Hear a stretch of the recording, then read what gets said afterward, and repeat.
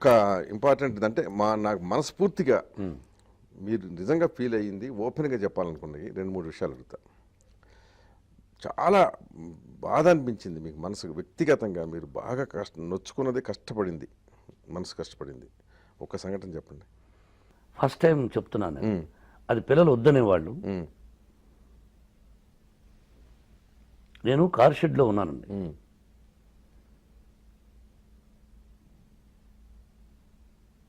ఆ ఇంటి ఓనర్కి ఒక మాసం రెంట్ కట్టలేదు, 35 రూపాయలు, 35 రూపీస్. నా దగ్గర 3-4 పాత్రలు ఉండేటివి. ఏం పాత్రలు? సత్తు పాత్రలు. సత్తు, దాన్ని ఏమంటారు? సత్తు అంటే అల్యూమినియం.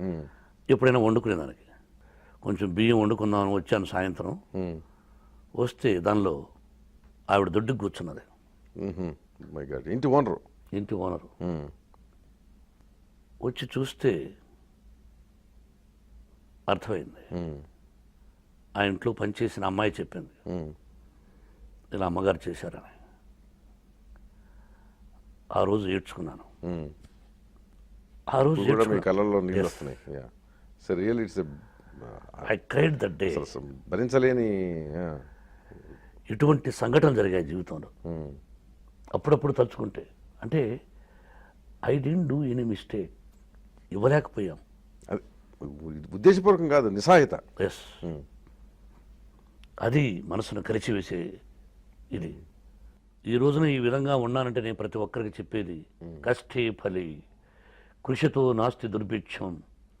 ఒక వ్యక్తి సక్సెస్ వెనకాల ఎన్నో ఉంటాయి. కొంతమంది చెప్పుకుంటారు, కొంతమంది చెప్పరు. లేనప్పుడు లేనిపాడు, ఉన్నప్పుడు భేషజాలంటారే. బంగారు, ఇప్పుడు బంగారు తినగలమా మనం? అవును. కాబట్టి ఒక కష్టం వెనకాన, ఈ ఒక సుఖం వెనకాన ఎంతో కష్టం ఉందన్నారే.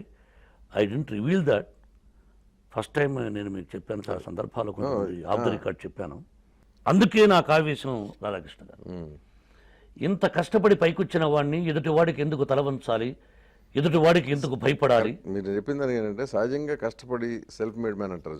వచ్చిన వాళ్ళు అంటే కొంచెం తలపిరుసుగానే ఉంటారు, తలవంచాల్సిన అవసరం లేదనేది భావన. అది అవతల వాడికి తలపిరుసుగా కనిపిస్తుంది. ఇప్పుడు విద్యాలయాలు ఉన్నాయి, కొన్ని చోట్లకి రాయలసీమలో నేను విద్యాలయాలు పెట్టాను, డౌన్ ట్రాడన్ ఏరియాలో పెట్టాను. 25% ఫ్రీ ఎడ్యుకేషన్ ఇస్తున్నాము. ఈ రోజుకు ఒక పని మీద పడినా కూడా కొంతమంది లంచాలు అడుగుతున్నారు. What to do? ఇవ్వాల్సిన పరిస్థితి వస్తుంది. ఒక ఆఫీసర్లు అయితే, మనోళ్ళు వీళ్ళు అయితే అడుగుతున్నారు. నీతిగా, న్యాయంగా, ధర్మంగా పేపర్ చూసి చేయరు. ఇటువంటి పరిస్థితుల్లో నువ్వేమిటి సొసైటీలోకి పోయి నువ్వు ఎవరిని బాగు చేయగలవు?